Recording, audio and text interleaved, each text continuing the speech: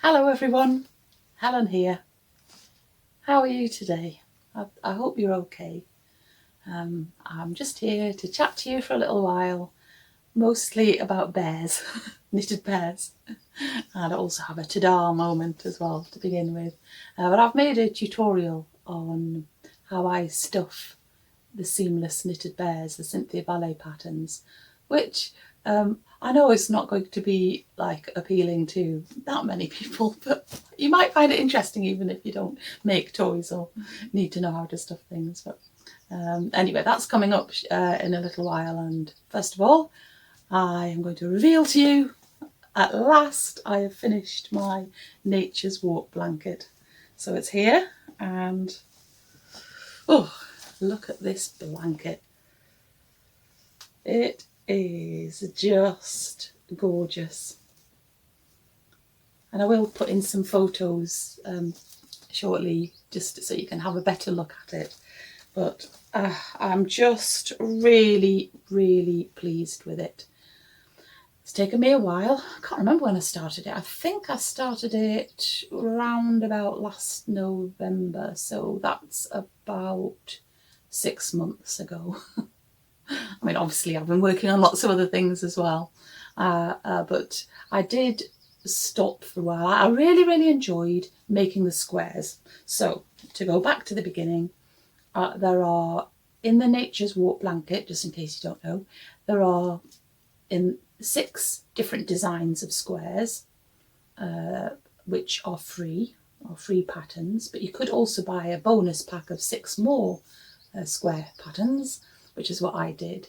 So for this blanket I made 4 of each design, so I had 48 squares, and that made quite a decent sized blanket. But the thing that had really attracted me to this blanket when I first saw it, when Paula from Stitched by Mrs. D showed it, was the border. It's just such a beautiful border, but you'll see it better in the photos that I've taken. I'll show you those in a moment.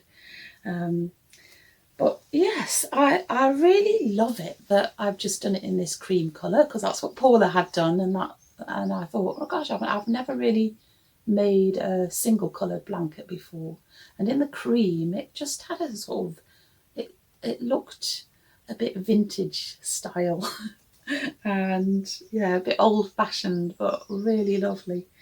So I enjoyed learning how to do all sorts of techniques for the different squares, and I enjoyed it when I got to the border, but I didn't enjoy, and this is what held me up a lot, I didn't enjoy crocheting the squares together because partly, well, I think probably mainly because of the yarn that I used. So I used Stylecraft Bellissima, and it's got a very loose weave to it, which means that it splits very easily.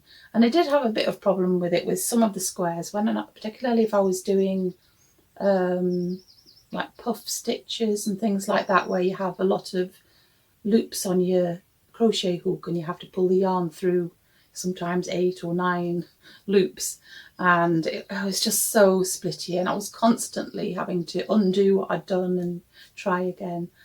So that it was a little bit frustrating, but I found it incredibly difficult with this yarn to crochet together in the way that it said in the pattern, which was when you put the edges of 2 squares together, you're supposed to put your hook through the front loop of the square that was nearest to you and the back loop of the one that was the other side. And honestly, it was taking me absolutely ages to get, because of the splittiness of the yarn mainly, but to also quite often on the edges of the squares there would just be quite a tight chain that you had to go into, and that made me slow down as well. And then sometimes I hadn't quite matched the edges up, so I would get towards the end and find that there was a lot more of one square sticking out, beyond the other one, so I'd have to take it all out again. And it was just taking me so long to do that, and I wasn't enjoying it at all, and so I just left it for a while. And then I was watching Anne from the Sparnits, No Excuses. She's Anne at Sparnits on Instagram, and her podcast is the No Excuses podcast. Now, I think I did mention this last time I was talking about the blanket, that Anne is having the bigger the better make along. And that was just the motivation that I needed to get me back to the blanket, because that make along is for any project that uses 400 grams or more of yarn. So I thought, yeah, that's my blanket, let's get back to it. And so what I decided to do was to not follow the pattern and to cheat a bit. Now I didn't want to just sew the squares together. I'd already struggled through a couple of rows of squares, so I didn't want to start again and pull that out. What I decided to do was not to try and go through the front loop and back loop, but just go through the whole stitch. So if you're familiar with this blanket and you've made it yourself and you did it properly, unlike me, then you will see that it's a slightly different effect, that raised line where you've joined squares together. But I did it for a row. I did it along one row and decided that it was quite acceptable to me, so I carried on, and I was much quicker at doing that. And it seemed to be in no time at all I was ready to start on the border, and that was a great joy to do, because it was the thing I was really looking forward to. And the pièce de résistance is the edge, the very final round that you do. And those corners are just delightful. So it makes me very happy to look at that. So I used I bought 1,600 gram balls, because that's what all of the yarn packs of different colours had in them, had 1,600 gram balls. And I knew I probably wouldn't need 16, but I wasn't really sure, and I didn't really know how to work it out. Because obviously when you have colours, you do end up with bits of balls left over. Whereas with one colour, you just carry on until the whole ball is finished. But I actually used just under 10 100 gram balls, which means that I have got almost 6 left. So I've got some plans for that, which I'll tell you in a minute. That's certainly quite a weighty blanket, and a decent size, and yeah, it's going to be a very loved blanket, I think. So here's a few photos anyway.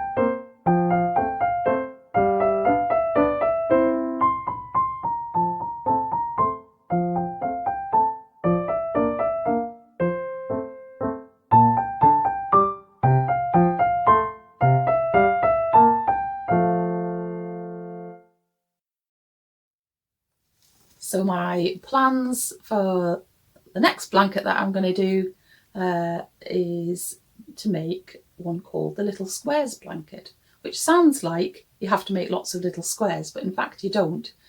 I think it's a fairly recently published pattern. I saw the maker, the designer, had put it on Instagram and thought, oh, that's really, really lovely. So hopefully I can show you a picture here. So it looks like you've done little squares, but in fact it's worked in long strips. And a great way, first of all, of using the leftover yarn from this project. It says that you need about 400 grams of your background colour, which is what this will be. And I might use more, I might make it a bigger blanket, we'll see. But then the little squares pattern, you can just use leftover yarn. So you can, you use all those leftovers of DK, and so that'll be great. That's just perfect. Rather than me buying another set of yarn for another blanket, I can use up some leftovers. So I'm looking forward to that. Haven't started it yet, and but I shall let you know how I get on with that. So I think that's it for my blanket. So on to bears. And I have already introduced you to Bernard, the Tsutsu bear. And he was the first time I'd made a Tsutsu bear with thicker yarn and thicker needles. So this Tsutsu bear is actually called an Icelandic Lopi bear. That was named by one of my lovely viewers because it uses Icelandic let Lopi yarn. And I used 3.5mm needles to knit him on, and he is quite a bit bigger than the original Tsutsu bear that's knitted on much finer needles. And I made his jumper from the same yarn, so I don't need to talk too much about him because I have shown you him before. But then Bernard now has a sister called Bridie. So it's Bernard and Bridie, brother and sister. And he used exactly the same kind of yarn, the Icelandic let Lopi yarn, but this time I used 4mm needles, and you can see that Bridie is noticeably bigger. I haven't actually measured them, but you can see, or hopefully see in a photo, that she is bigger, and I would say that I prefer the texture of the knitting in Bernard. I think 3.5mm needles was just right, actually. And this is definitely slightly loose, because when it comes to stuffing toys, you don't want your knitting to be too loose. Otherwise, it's much more likely that the stuffing will show through. But yeah, so I decided I would make you a little tutorial for anybody who's interested on how I stuff bears. It's not necessarily the only way to do it, and you might be very experienced at stuffing toys and think, oh, there's a better way of doing it than that. You can always tell me in the comments.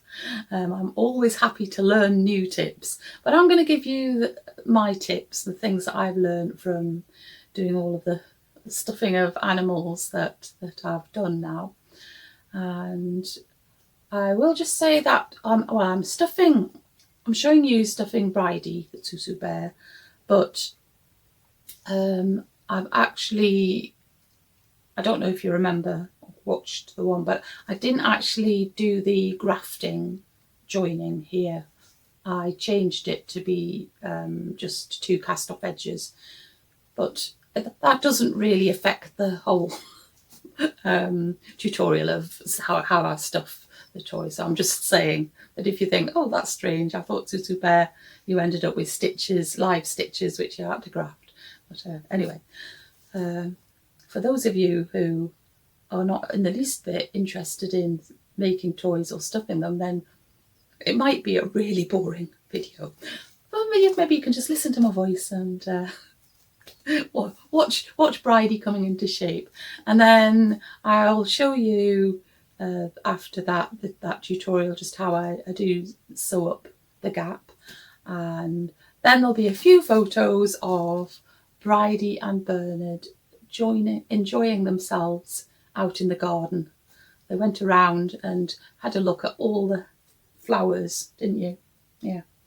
There were lots of flowers in the garden, and they were enjoying going around sniffing them. And you even put some in your hair, didn't you, Bridie? Yeah, so here we go. Here is my stuffing a knitted bear tutorial.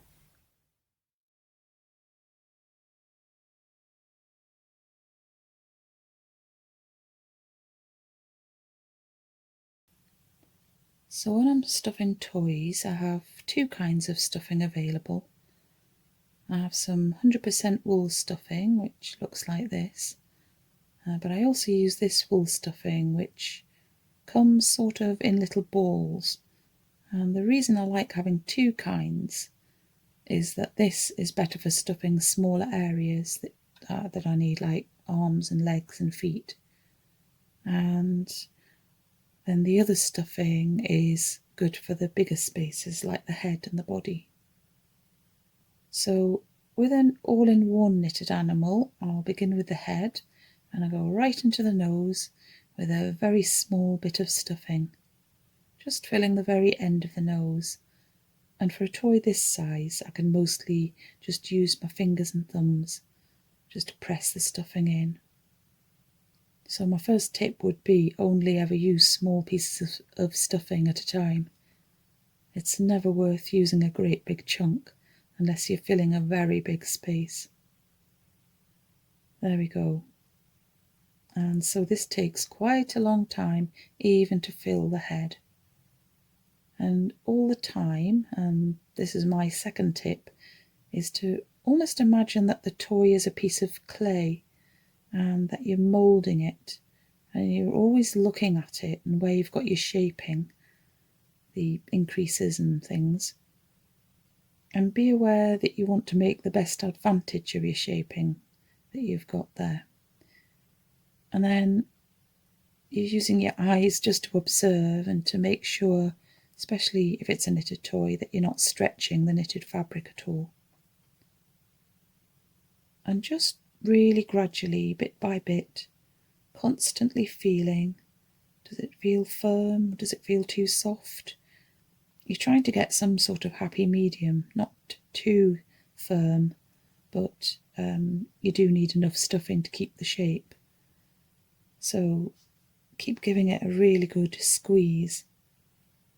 And with the head, I'm putting a little bit of stuffing at the top and then a little bit at the bottom, alternating between the two areas, making sure not to knock the backs of the safety eyes to a funny angle so that they're facing in directly. So we're starting to get the shape there. Nothing's pulling too tightly. And before it's too late, decide if there's any more stuffing needed in the nose. It's much harder to change it later, so just have to check as you go. So that's fairly soft, but it's holding its shape, and I like the feeling of it. You might decide you want it a little bit firmer than that. And if you're starting to fill a bigger space, then obviously you can use some bigger pieces of stuffing. So that's feeling quite nice and firm. On these Cynthia Valet toys, I've never had any problem with wobbly heads, but you just be sensitive to the shaping at all times. So I'm going to leave the head for a moment, and next I'm going to the arms. So I'm just going to take a very small amount, and for this sized bear this is about right. Then pushing it down to the end of the arm with my thumb, which does the job very nicely. When I'm doing the smaller animals, I may well use the handle end of a crochet hook, the ones with the grippy handles, and they are rather good for stuffing. And another thing that works well is just a pair of sharp scissors, as long as you're careful not to poke it through the knitting. And using this kind of stuffing that's in little balls means that you're less likely to get a lumpy limb. You definitely don't want a lumpy limb. Again, I've just got a small amount in there and then just squeezing it, making sure the stitches aren't overstretched. And if the stitches do become a bit stretched, just a bit of squeezing will help to ease it. And I'll just keep going until I get to the end of the arm. Yep, that's reasonably firm there, but not stretched. I'll just put a little bit more in there for now. So that's not quite full yet, but I'm going to move on to the other side and I'll come back to you when I've done the other arm. So now I've got both arms almost filled, and I need to go back to working on the neck and shoulders area. This is quite a crucial area. I'm going to go back to my other stuffing and just add a bit more to the head and the tops of the arms. With these Cynthia Ballet designs, I do fill the arms properly. They're just shaped so that the arms are going to hang correctly. Whereas on some other toys, where you have to add the arms separately, then quite often it's an idea to not have any stuffing in the top section of the arm so that they'll hang down the side more easily. But it's not something you really need to do with these Cynthia Ballet designs. You have to be aware of this area here, that you are putting enough stuffing in, otherwise they will be too floppy. And on this design you really don't want the arms to be too floppy. I'm just making sure that there's enough stuffing in the top of the arms. It takes an awful lot of fiddling about with the stuffing, so I need to put some more into the upper back. If you feel the neck area and it feels a little soft, you do need to make it a bit firmer. And another thing with these toys is trying not to get the yarn end that you're going to sew up with caught in amongst the stuffing. Sometimes I actually tie it loosely around the leg, wind it round so that it doesn't get in the way. Again, you just have to keep poking fairly firmly into the top of the arms. I've still got a little bit of a hole in there. I don't want any cavities left. I'm always feeling to make sure I haven't missed anywhere. On this area here, it's easy to accidentally leave a cavity. Like here, you can see it's very loose. It's not worth skimping or thinking, oh, it'll be all right, because you can't go back. Especially not with a toy that's been knitted all in one. You can't later take a head or an arm off to restuff it. So you have to be sure. You have to be really strict with yourself. So this is a weak point where it could go a bit floppy. I still feel we'll lack some stuffing in here. So I'm just going to move some of the stuffing around a bit. So then I'll do a bit more of the upper body. Probably a half fillet before I then do the legs. So yeah, I'm happy with the arms and upper body. That'll become a bit firmer when I do the rest of the stuffing of the body. But I'm going to do the little legs now. So again, with this size of bear, I'm okay just using my finger to press the stuffing in. Got the little toe here, and we do just need to add a very little bit of stuffing at a time. You can see the shaping of the foot. And I do usually go into the toe first. And another little bit. Obviously on smaller animals I would be using even smaller amounts of stuffing at a time while doing this detailed area of the foot. Just tiny bits at a time. It's just not worth rushing and putting a great big lump in there because it won't be as likely to end up in the right shape. You don't really want to spoil the shaping. So again, just keep feeling it and looking at the shape. Yeah, I'm happy with that. So we'll carry on filling the leg. Just a bit more needed, working our way up the leg. And a bit more. And again, I'm not worried about filling the leg right to the top at this stage because I can put more stuffing into it later when I'm filling the upper body. So that's that one. I'll come back when I've done the other leg. Back to the other stuffing now, and you can start to use bigger pieces at this point, although I never go really big. I mean, this would fit inside the bear, but I'm not going to use anything that big because you just don't have so much control over the shaping. Just do a final check that I'm happy with the feel of the upper body and how the arms are. Not too floppy, not too firm, no stretched knitting stitches. And when you start to get down to the lower body, you have to take account of the bottom shaping. So I actually begin to stuff into that bottom shaping, even though I haven't filled all of the central bit. So this requires me to add a bit more to the tops of the legs. So I've got some bottom shaping here, and I've got a big cavity in the middle, so I'm going to start filling back into there and into the sides, always checking that you're not going to have wobbly legs. Just always feeling where there are cavities between the pieces of stuffing that you've put in. And again, you're looking at the shaping, making sure you're keeping the right shape that's intended from the pattern. If it's starting to stretch a little bit, just mould it a bit. Right, so now I can feel where I next need to put a bit more stuffing. There's space up there. Usually at this stage you need to put smaller bits of stuffing in. Then you start to hold this bit that you've got to sew together and then feel around the bear. For me, that leg is just a little bit too waggly. So I just need to stuff a little bit more down without making it stretched. Yeah, I think I need a little more in there. I can feel where there's still gaps. And obviously you don't want too much stuffing in there because you do need to be able to sew the seam up. That leg's much better. And that leg's all right. I've just got a little bit of a hole there now. I'll not stuff that in too hard. And then I think that's ready. So I'll just hold it here and feel around, feel the whole thing. I have got the head softer than most of the body. Yeah, this leg here just feels like it needs a little bit more stuffing. So I'm now just going to sew up the gap, and I'm going to do that with mattress stitch.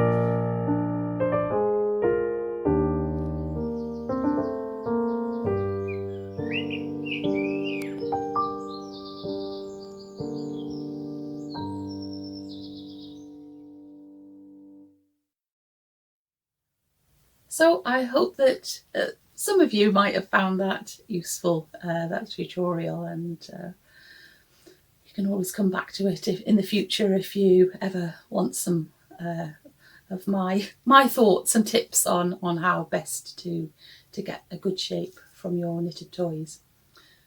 But that's going to be me for today. I'm going to say goodbye and just wish you a lovely week, and do take good care of yourself, and I'll see you again very soon. Okay then, bye.